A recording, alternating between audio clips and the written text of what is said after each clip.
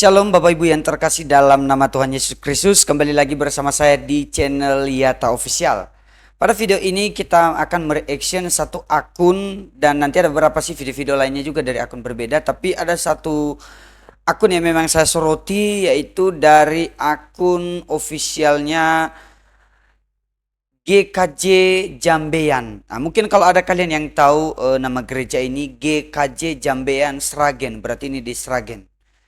Jadi hal yang sangat unik bagi saya di gereja ini adalah ketika mereka beribadah, mereka menunjukkan toleransi yang sangat-sangat baik. Kenapa? Mereka berhenti beribadah sebentar. Bukan berarti berhenti atau stop ibadahnya, tapi berhenti sejenak, break sebentar, hanya karena ada suara azan. Wah, luar biasa bukan? Belum tentu loh dari agama-agama lain bisa melakukan hal seperti ini, atau belum tentu pun gereja pun yang lain bisa melakukan hal yang ini. Tapi bagi saya ini hal yang luar biasa. Tapi kita tonton dulu bagaimana mereka break sebentar hanya karena azan maghrib dan juga azan yang lainnya. Luar biasa sekali. Mari kita tonton video-video dari mereka.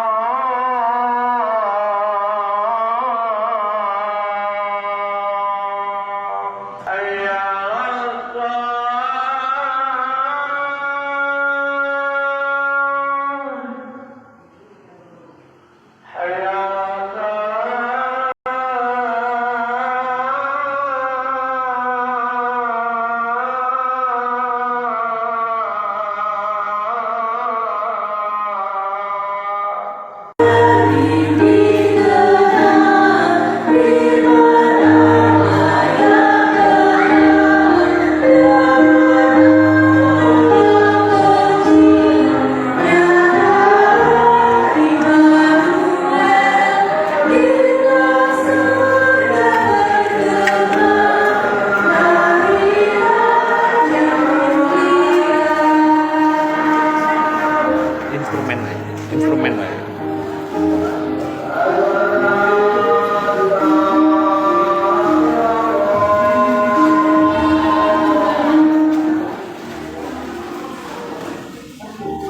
Bluetooth FPI.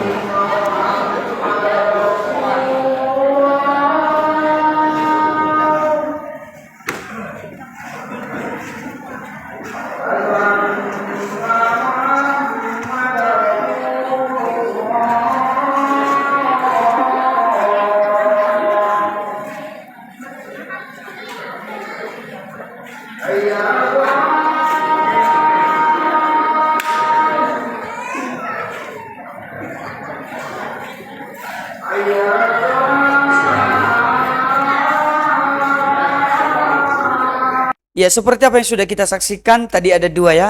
Yang pertama itu tentang azan maghrib, kemudian yang kedua ini yang terakhir itu di azan duhur. Jadi mereka berhenti. Wah, luar biasa banget.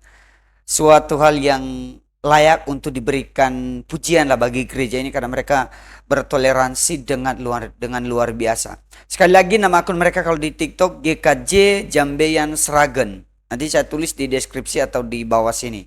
Oke, kita next pada video-video mereka yang lainnya.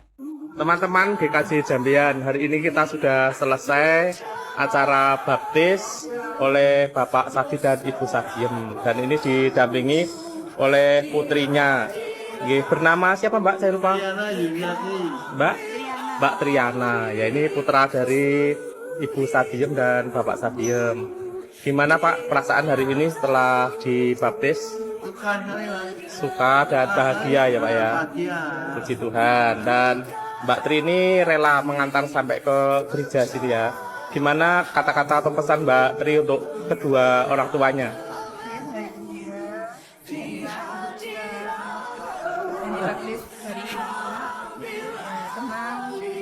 Senang sekali dia bisa bisa beribadah kembali ya. Ya, terima kasih.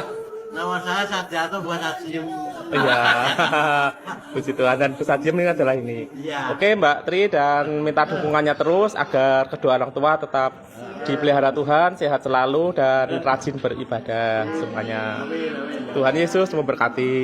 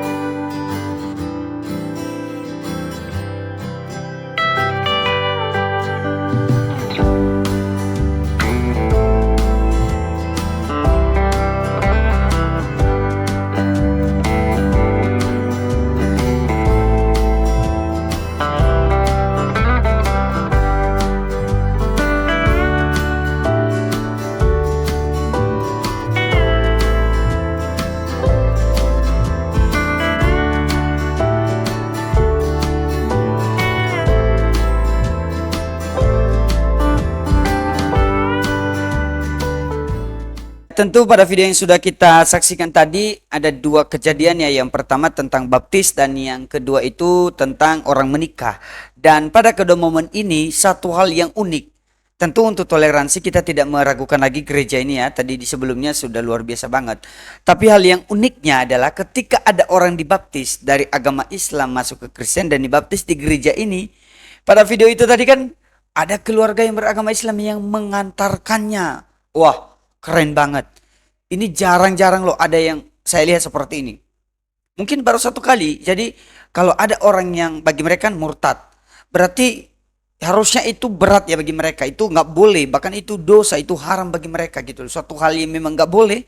Apalagi mendukung. Nah ini diantar ke gereja.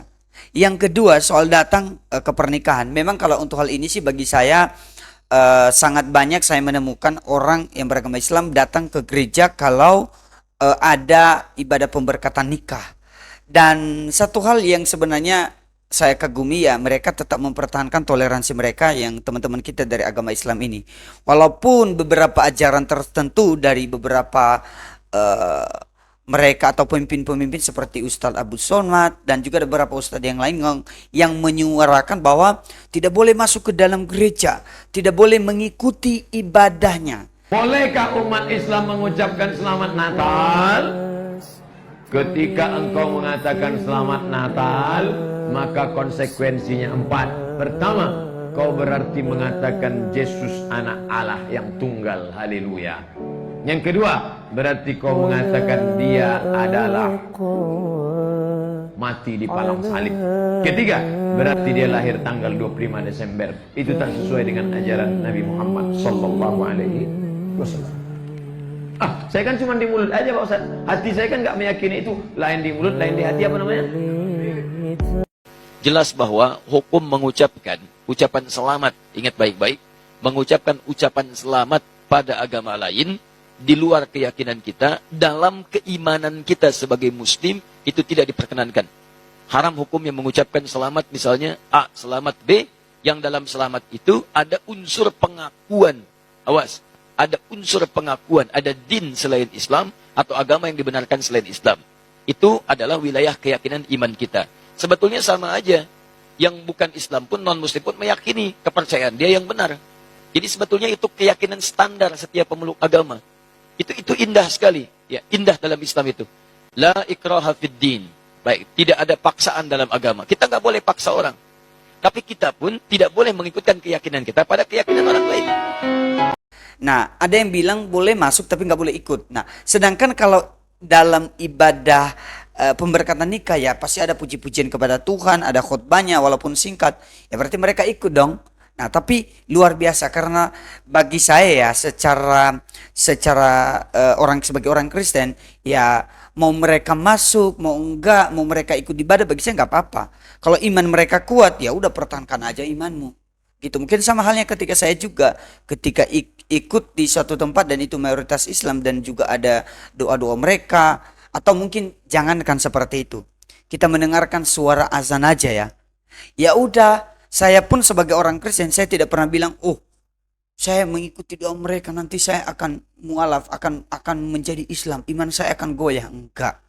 Sekali lagi enggak. Jadi harusnya bagi saya ini suatu hal yang luar biasa.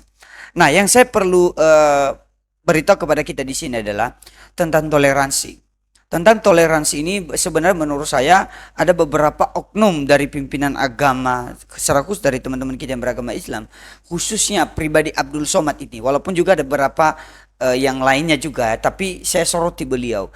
Kenapa? Karena beliau ini sering mengatakan bahwa tidak boleh masuk dalam gereja, tidak boleh mengucapkan selamat hari Natal, tidak boleh ikut dalam ibadahnya dan lain-lain. Bagi saya ini menjadi suatu hal yang memecah belahkan umat di dalam negeri kita. Karena di berbagai tempat seperti di NTT, di Sulawesi Utara, di daerah Manado sana itu, mereka itu toleransi baik banget gitu loh. Dan seperti yang gereja ini tadi, mereka kalau contohnya ada acara di gereja, bahkan orang-orang Islam yang datang untuk pergi masak, lah itu luar biasa loh. Nah, seperti pernikahan tadi, kalau anaknya menikah dia datang, ya kenapa enggak kan gitu. Mengucapkan selamat hari Natal. Justru ya terserah soal aturan dulu. Saya tidak peduli soal aturan dalam agama itu sendiri. Tapi kalau kita melihat dari sisi kedamaian kita dalam negara, perkataan-perkataan dan larangan-larangan seperti ini dari Abdul Somad, oh itu menjadi pemecah belah. Kenapa? Karena melarang orang lain untuk membangun toleransi dengan agama yang berbeda. Itu membangun komunikasi yang tidak baik antara umat beragama. Oh, kalau kamu ucapkan selamat hari Natal, oh kamu berdosa loh. Kalau kamu datang ke dalam gereja dan ikut ibadah, kamu berdosa loh. Nah, bagaimana kalau keluarganya yang menikah? Dan saya kagumi di gereja ini tadi dan juga di beberapa tempat seperti di NTT lah saya sebut tadi, di Manado atau sebagian banyak juga dari Sulawesi Utara itu bagus banget gitu. Ya, jadi bagi saya hal-hal seperti kalau kita melihat hal sebaliknya seperti dari gereja ini tadi yang berhenti kalau ada suara azan. Pernah satu kali kami beribadah di dalam satu gereja, kami sedang ibadah doa 10 malam. Nah, kalian tahu kan ini setelah Paskah, kemudian menunggu setelah kenaikan Yesus Kristus, dan kemudian ada istilahnya itu kan Pentakosta. Dan sebelum itu ada namanya doa 10 hari. Memang tidak semua gereja melakukan hal yang ini, tapi ada banyak juga gereja yang melakukannya. Tiba-tiba ada bunyi-bunyian yang dipukul-pukul di tengah jalan. Memang di lingkungan kami itu beragama Islam, tapi mereka tidak peduli. Mereka pukul-pukul gendang itu sampai ya jujur aja saya pribadi, loh itu apa gitu. Kok pukul-pukul gendang semua. Itu sangat-sangat terganggu, tapi puji Tuhannya kami dengan lapang dada, ya udahlah enggak apa-apa, mungkin mereka enggak paham gitu. Tapi ada loh. Nah, apakah ini toleransi? Tidak peduli dengan agama lain, yang penting agama kita berjalan dulu. Tapi kalau orang Kristen, ini pedoman tadi. Ini contoh yang baik dari gereja ini. Tidak peduli walaupun orang lain ada ibadah mereka, ya udah kita lakukan kita berhenti dulu. Tidak peduli soal ibadah diri sendiri, maksudnya soal ibadah, ya udah nggak apa-apa, berhenti sejenak, kita menghargai mereka. Tapi apakah orang lain atau agama lain dapat menghargai kalau ada ibadah orang Kristen? Bukankah itu yang terjadi beberapa hari yang sudah berlalu ini, yang sudah minggu-minggu dan bulan-bulan sudah berlalu, soal perusakan rumah ibadah, pengusiran orang Kristen, menolak izin, yang sudah ada izin juga disuruh dicabut. Alasannya kalian beribadah. Ini saya sering baca di kolom komentar. Kalian beribadah nggak ada izin. Kalian beribadah tidak mematuhi pemerintah. Oke, pertanyaannya, emangnya kalau sudah ada izin, terus apakah kamu izinkan? Kalau mereka ajukan izin, apakah kalian tidak akan mempersulit? Buktinya sudah mereka mau mengajukan izin aja mereka persulit kok. Mereka menolak. Yang sudah ada izin aja dicabut. Berarti memang kebanyakan ada yang fobia, ada yang intoleransi. Ini adalah intoleransi berkedok izin. Terus mereka bilang harus ada izin ini itu. Nah pertanyaannya, bagaimana kalau seandainya orang Kristen di tempat itu tidak sampai 90 orang?